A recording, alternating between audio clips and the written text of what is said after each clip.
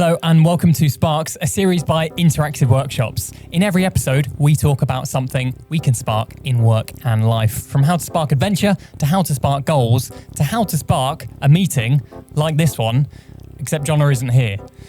I don't know where he is. Sam, have you seen him? No, sorry. Do you have meetings like this, where the people just don't show up? Chris. Oh, Jonna, you're here. I'm so sorry. You're going to need to plug in and you're just going to have to get set. We're going to have to wait for you. I'm a little bit late, I know. It's not an ideal start, is it? A bit flustered, actually. Yeah. Sorry about that. You okay? I mean, previous meeting overran. So, Oh, yeah, okay, yeah. And then I know it's like. unexpected delay in getting here to talk to somebody. Bits and pieces to do. Yeah, sorry. Fine, yeah, but you're probably well prepared. I'm actually, what's today's episode? I missed the start. Oh, I just went through it all, but I'll go through it again. Did you tell you what we were going to spark in work and life? I'll go through it again. Yeah. Oh, no, don't need to repeat yourself. No need Just to repeat. give me the gist. Okay, yeah. what were we sparking? Well, we're going to be talking about how to spark meetings. Did we have any preparatory notes? We did not see the agenda beforehand. Is there an agenda? Yeah. I haven't read the agenda. Some prior reading for you to you didn't do that? I haven't prepared either. No? I'm so sorry, Chris. Okay, well. It's not really my fault. And I mean, no one really told me exactly what was happening. Oh, well, I mean, I put it in the calendars and... I guess I did accept, didn't I? Yeah. It's awkward, isn't it? Yeah. But I mean, we're just going to have to get started, I think. We are, yeah. And we're going to talk about how to spark a meeting that's not like that encounter. Well, quite a lot of them are like that encounter. But a lot of them are like that encounter. Yeah. I'm going to do the other thing that people do at meetings, Chris. What's that? Just stay silent. Let other people do all the work. That used to be my approach to meetings. Did it? Stay quiet. Don't say anything that gets me into trouble. Exposes myself as, yeah.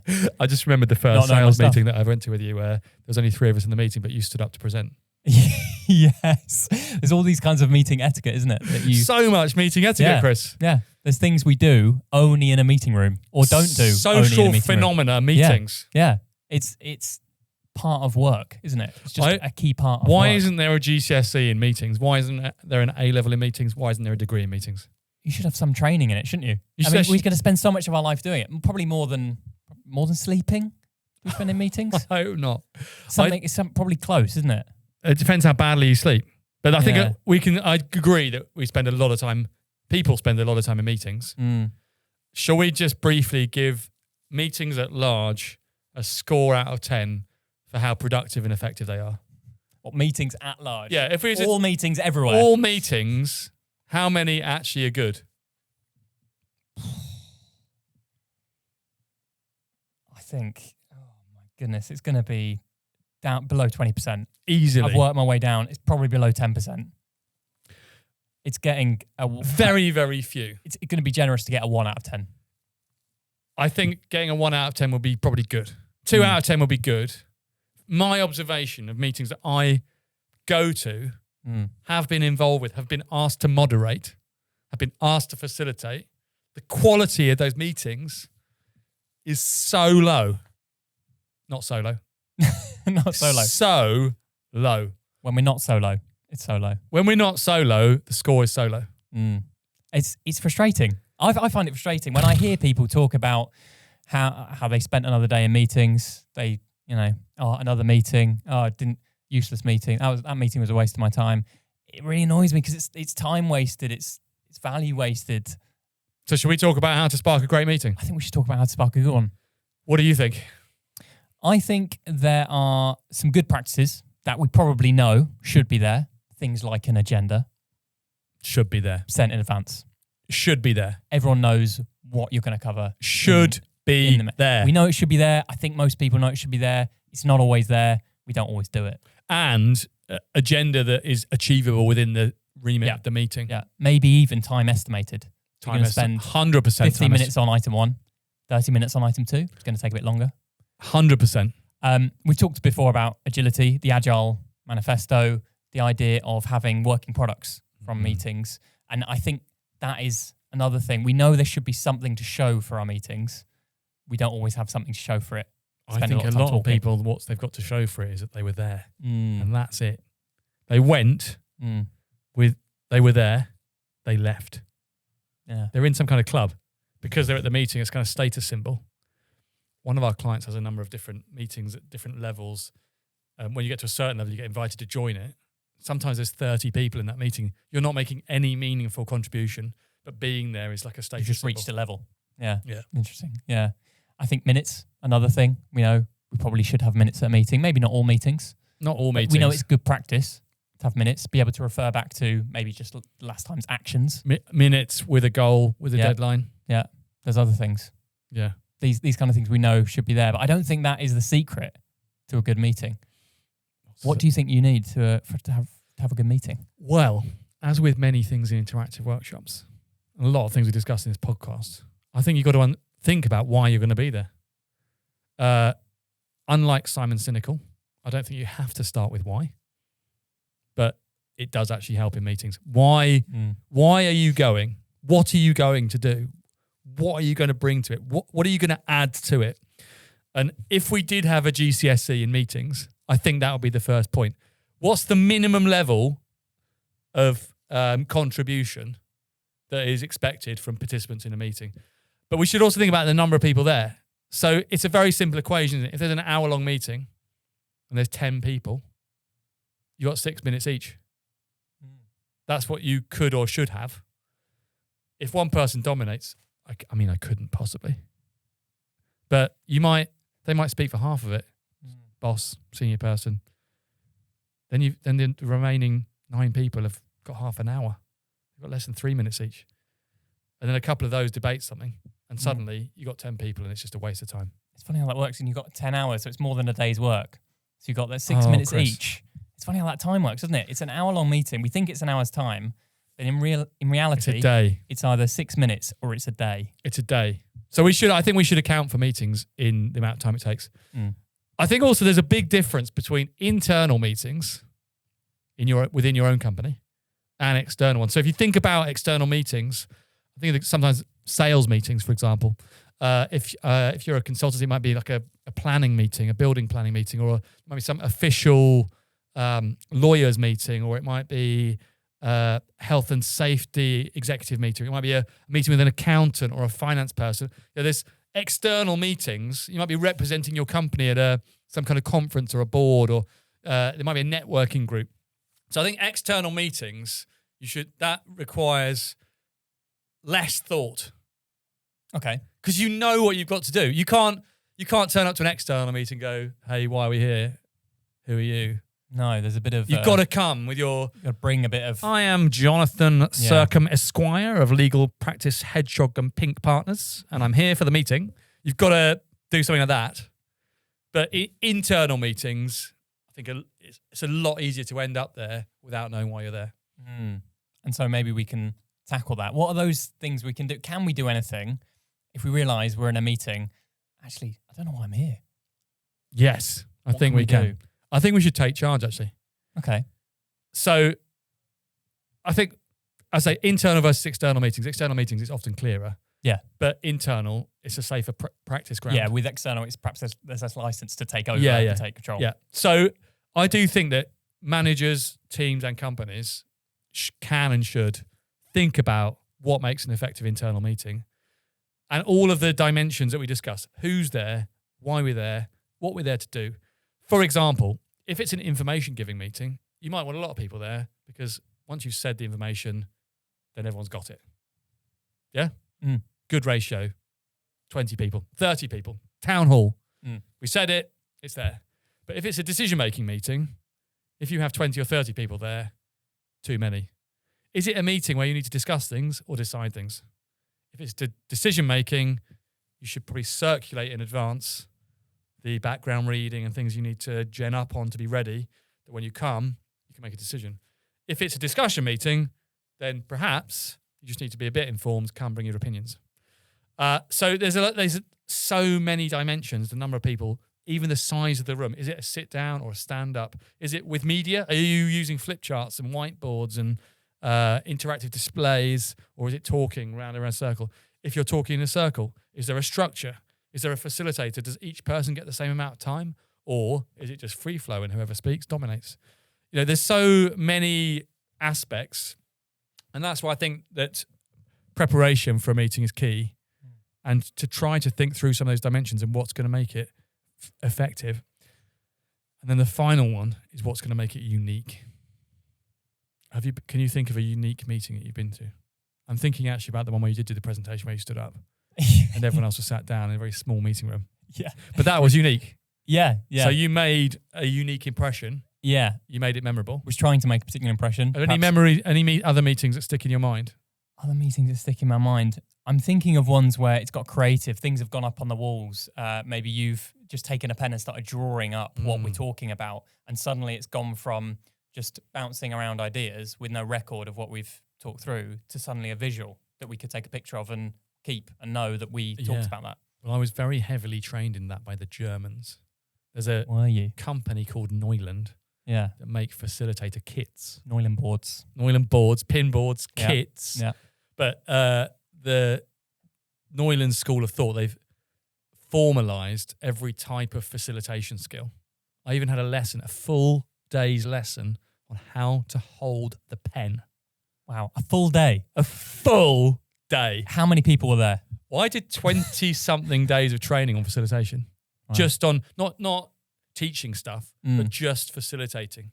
Just how to write it on the thing, how to structure it, cards, activities. I mean, I think that there's structures in place, and learning the skills of facilitation will really help you.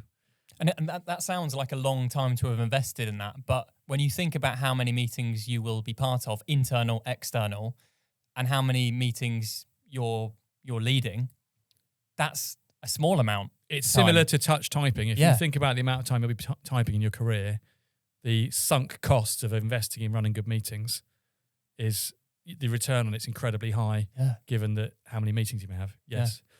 I was going to add, so there's the facilitation. That is just the structure, just the process, just how to take what someone said. Oh, Chris, you said letter A, write it down. Letter A, put it up. Someone else, letter B. Okay, point B, point C. Put up the points, make a summary. That's just the facilitation. Then the Germans also have another word for it called moderation. And moderation is managing the emotions and the people that are in the meeting. So as you know, you've been in many meetings with me, I get sometimes quite animated. Yeah. Frustrated. Can do. A bit annoyed. Yeah, happens. Tense. Angry. We're only human. Angry. Yeah. From time to time. More often than I want to. If you have a moderator, they're there to say, Jonna, I understand you're really passionate about this. Thank you so much for sharing that passion. Just going to hear from this person now. Move it on. No, I just want to restate what you're saying. Is that you think they this would is restate. important, okay, yeah. But I want to just moderate the emotion because it's making it hard for other people to process. Okay. Contribute. So they're a bit of a filter, a bit of a... Moderate the emotions. They're moderating. It's a good word. It's a good word, isn't it? So facilitation and moderation. Yeah. But the moderator is that, so if there's conflict, if there's anger, if there's tension, differences of opinions, if you imagine like facilitator person, they would be, okay, so I take opinion 1, I put it on the board. Opinion 2, on the board. But moderator would say, I'm just sensing, you seem very passionate about position A. And you seem very passionate about position B. I'm curious, are you really against each other? Or is it that you have different ideas? But why the tension? You're in the same company, you're on the same team. Like lawyer. And this other person who's had option C hasn't really been heard because of this other tension. Maybe. Yeah, exactly. Yeah. At that point, people see it basically turtling and trying to keep their heads inside their shells. Yeah. How important is the structure of a meeting? Does it need structure? Can it be fluid? Well, I used to favour more fluid meetings. The more senior I've got, the more I favour for internal a standing agenda. So we know what we've got to discuss pretty much every time. I think that if I was meeting the same people again and again, I just need to vary the structure over time. So I perhaps set a standing agenda for a half year or a quarter or a year, and you want to change that. It's also interesting what people do in terms of structure of who's facilitating. Is it the same person every time, or does it rotate? If you rotate the facilitation, quite often you get variable results from the meeting because it's actually a real skill. And the best meetings, they bring in an additional person to moderate and facilitate who's not involved in the topic. I would argue that most organisations don't know or haven't worked out and listed down who their best meeting facilitators are. Who do you think ours are? I think ours would be good. I think Larson would be a very good meeting facilitator. Okay. Assertive. Yeah. I think M. Good communicator. Yeah. I think most people are pretty good, so I think I'm choosing between. You're trying to pick the world champion. I'm trying to pick the world champion. But yeah, I don't think most. I think you're very good. You think I'm very good? Yeah. I think I've been in a lot of meetings. Yeah, you like to prepare things. So you do get Learn a structure. Good practice, yeah. But I think most organisations don't know their best meeting. Like I'm trying to work out now. I think we have relatively good meetings and very good meeting facilitators and a team of facilitators. Yeah. But I think most organisations don't know their best meeting facilitators, and they look to managers. They look to the people they've always looked to. Guess the who leaders, the worst person? The dominant people. Guess who the worst person to run the meeting would be? The manager. The manager. Team. Yeah. Shouldn't we do that? Should we? No. But it requires the skill of management isn't the same as the skill of leading a meeting. Yeah, that's when you bring in an external person. That manager gets to be in their own meeting for pretty much the first time ever. They've got an equal voice. Yeah. When the manager and running the meeting, they've got two things to do. It gives me a headache actually. Does I'm it? doing that. Yeah. Because I've got the business outcomes that I've got to get, and I'm trying to pay attention to the process. When I bring in someone else, they can run the process, and I can just sit there. They can tell me to shut up if they want as well, you know? Yeah. So we've heard enough from you. Yeah. If I'm running the meeting, you can't shut yourself up. I should shut myself up. In fact, we've got a meeting after this, and I'm going to try to shut myself up. Okay. We'll get a moderator as well to calm the tensions. I think, it's an interesting thing to think through. As you were describing the start with why and the purpose of the meeting, the different kinds of purposes, is it a decision we're trying to make? Are we trying to make something? Is it just to discuss? I'm starting to wonder, does a meeting really exist without another purpose? Does it always have to be either a focus group or a decision point, or a meeting itself is just people coming together? I think the genres are all there, Chris. I think it's such a big part of our work life that all the genres already have a name. We talk town hall, decision making, board meeting, stand up, daily stand up, creative brainstorm, options evaluation meeting, prototyping. Like there's so many. The tapestry of types of meeting is extremely large and very well defined. Yeah. And I mean, if you look on Miro or some of the other softwares that do the virtual whiteboards, how to run those meetings, there's templates, product, template, swim lanes, checklist, meeting, waterfall, template agendas, Monday board. It's all there. So, yes, status meeting. Yeah. But so I think, the genres are all there. And then the question is actually more like a jazz band. Do we know the groove for the different types of meetings? Do we know how to play in the groove? Yeah. For example, daily stand-up, IW, everyone knows it starts with, how was your weekend? Yeah? Yeah. People matter. However, sometimes when other people run that meeting, they let that go on for ages. And then people are wondering, like, why are we still talking about this? I'm here to work. Why am I still talking about my weekend? Yeah. Yeah, exactly. So there's the playlist, the set point is defined. And if you say we're going to have a brainstorming meeting, but you never get to the brainstorming, or if the quality of the way that you brainstorm together is not very good, and you just end up talking about it, everyone knows it's not really how it's supposed to play. So maybe they could call that a disharmony or the wrong groove. But a really effective meeting, the genre is defined. Therefore, we know which instruments to bring. We know how to prepare. We get in. We groove together. So I do think you're right. It's a social. I think the music example is actually probably quite good. It's a social collective effort. And if we can do it well, then we can get real harmony. Yeah. We need our particular instruments, our particular groove. Some people are just that cymbal player though, aren't they? They just stood there waiting for the whole meeting and then they go shh. With it like a gong. I'm imagining a massive gong. Gong. Yeah. Some people lead violin. Yeah. Just Yeah.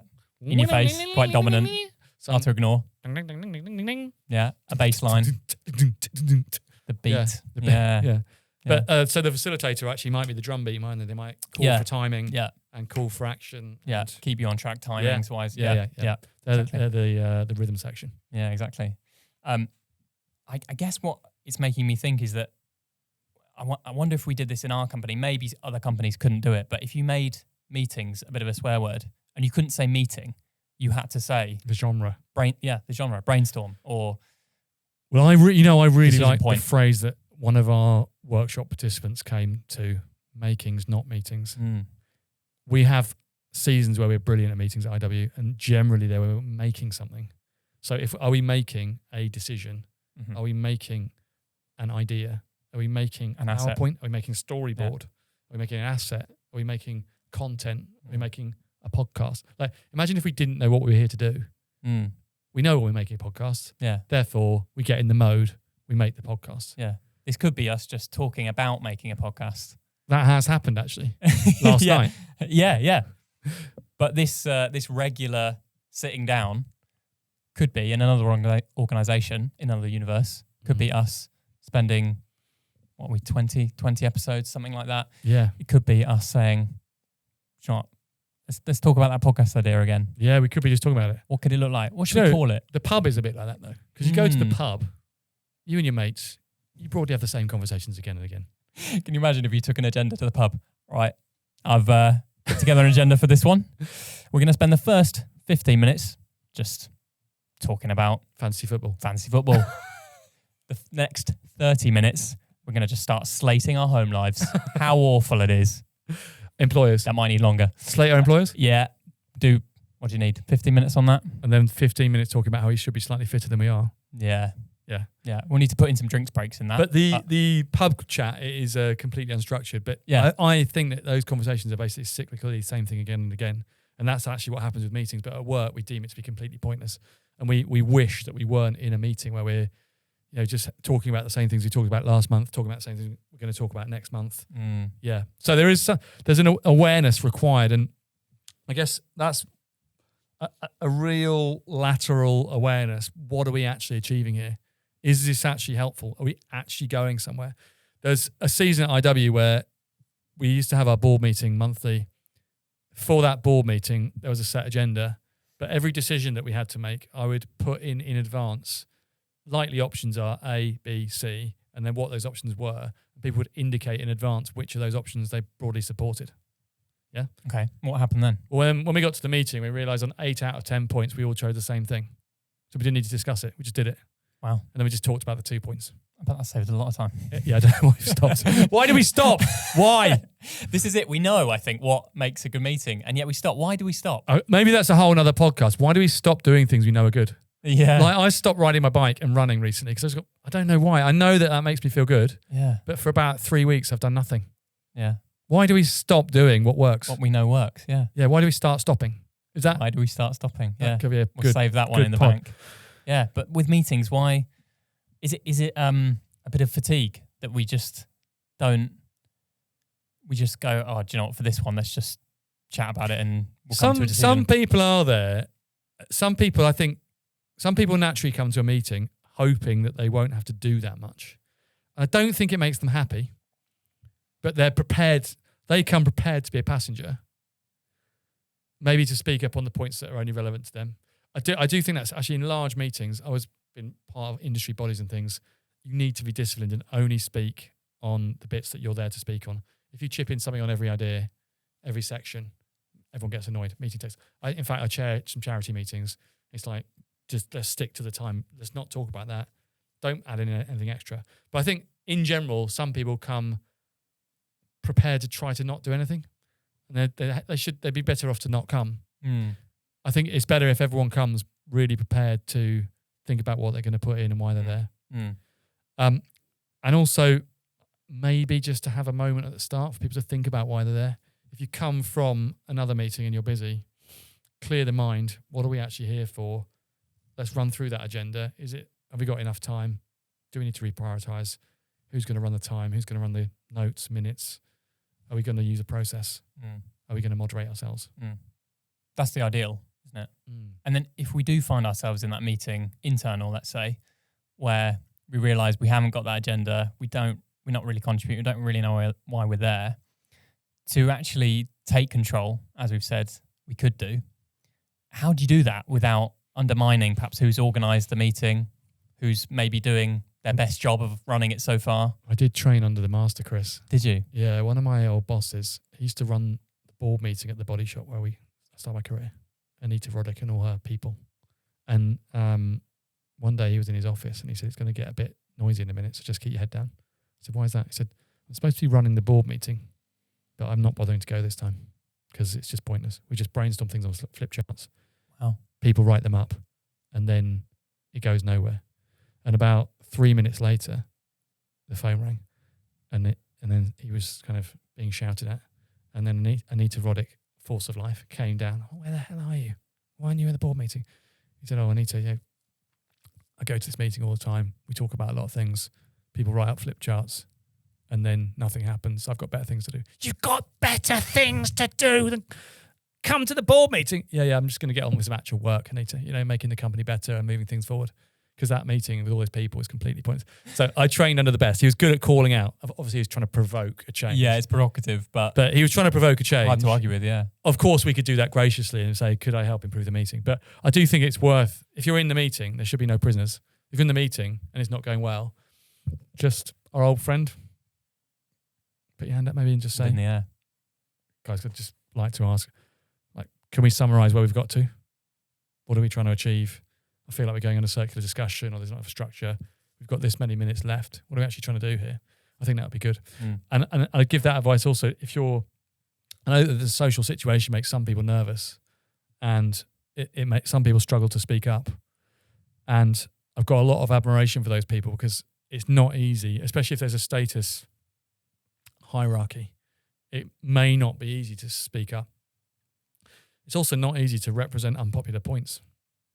And so avoiding groupthink and overcoming your nerves and overcoming your fears even and being bold and speaking out, these are important skills to say. And if we're not used to speaking in meetings, if we're not used to speaking up, my first ask of people when we're doing meetings, because they will offer to serve them, offer to take the minutes, offer to give time checks, offer to get the drinks. But there's a lot you can do, even just nodding as you're doing that. This is adding. Smiling is adding. Being tuned in, don't tune out. Eye contact. Eye contact. Encouraging people, summarising. So what I'm hearing is you said this. Is that what you said?